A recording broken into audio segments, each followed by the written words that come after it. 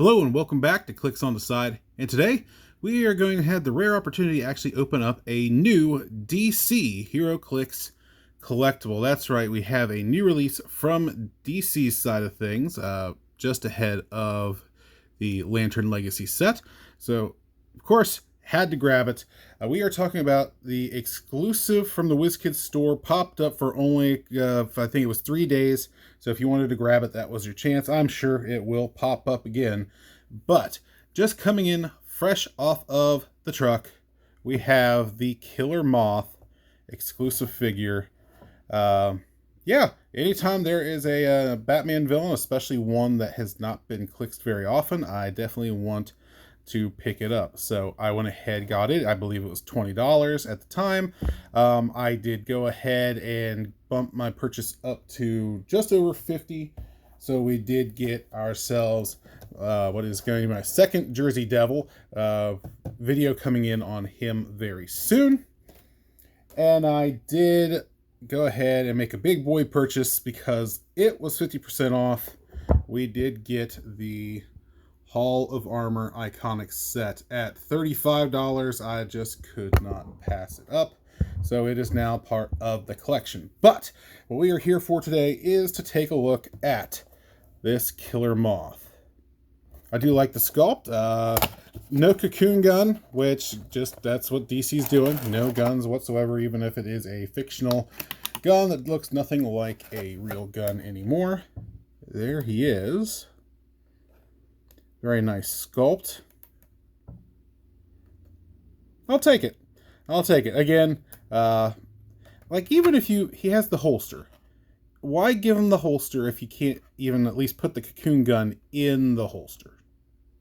But that's just me. Still, very nice. Always love it when you get some of that see-through plastic. Yeah. See if we can get a little bit closer look.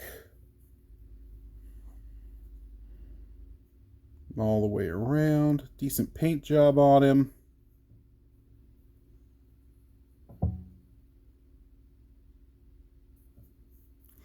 I know this is, I believe this is how Killer Moth is looking more now. The Joker's Wild Killer Moth had much brighter colors with the orange, but I believe this is a good job on the eyes too, boys. They did a good job on the paint scheme for this version of Killer Moth. But let's see what Killer Moth can do. Can be 50 points or 35 points. Has the Batman Enemy Team ability, Gotham City Underworld, Secret Society of Super Villains keyword as well. Let's see, can start off with 6 clicks or 4 clicks, a range of 3 with 2 targets. Does not originally have flight, but there are ways around that.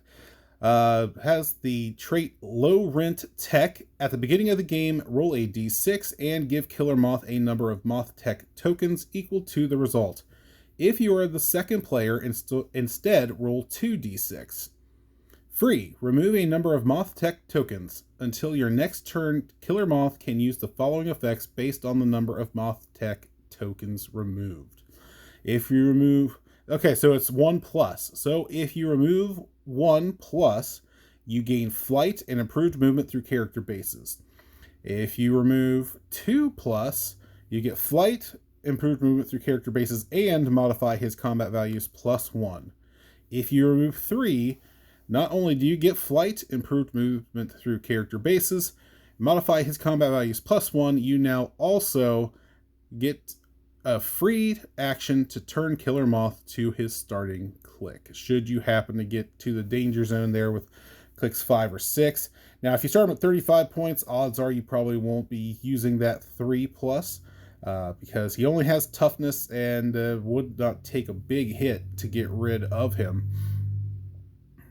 Not bad. Could be a decent support piece with his end cap with dual targets. Running shot, only a 3 range does hurt a little bit.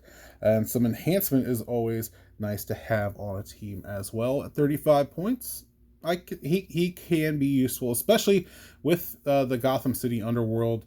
So many other characters you can pair him with. Now, unfortunately, I can see that list going down here with Notorious rotating out. and Lantern Legacy coming in. There aren't going to be too many Gotham City villains I can see being in Lantern Legacy, so it will be a little bit tougher, but Secret Society of Supervillains should still be strong. Especially, don't forget, Legacy Starro is out there, and yeah, he's going to need some new friends with Notorious rotating out. Does have a second trait on the back, Villain for Hire. Friendly characters within 3 squares can use Mastermind, but only to choose Killer Moth regardless of adjacency or keywords. When a friendly character chooses Killer Moth with Mastermind, if they share a keyword with him after resolutions, heal that friendly character 1 click. Very, very nice for 35 points. Yeah, very happy to have this Killer Moth added to the collection. Now, last thing I am going to mention, there you go, about this Killer Moth is his number. You will see that it is DC D24 001A. Now, that to me implies that there will be a B. Now, I don't... that's where I am a little confused with how they're going to pull it off. I have a very strong idea of who it's going to be, but the number doesn't make sense if it's going to be a DC. But with the cryptids we've been getting, we've gotten Bigfoot, we got the Battle Gnomes, we've gotten the Jersey Devil. It only makes sense for the B version of this to be a Mothman click. So I am really hoping to see that. Take the seriously, just take the holster off, and that could easily be a Mothman sculpt. It just makes sense. So I have not seen anything promoting that by any means, but that is my guess for what the B version of this will be, and odds are it'll probably be an exclusive through Wizkids' site at some point in the near future. But there you have it. That is the new Wizkids exclusive Killer Moth from the store. Hopefully you were able to get your hands on one if it is your thing. I'm just glad to see a little bit more DC stuff coming out other than just a starter set and that Mr. Freeze that came out a little bit ago. But hopefully we get some more DC love. I'm really hoping we get something relating to this new Superman movie before too long as well. But that has been it for me. Thank you for joining me, and until next time, this has been Clicks on the Side.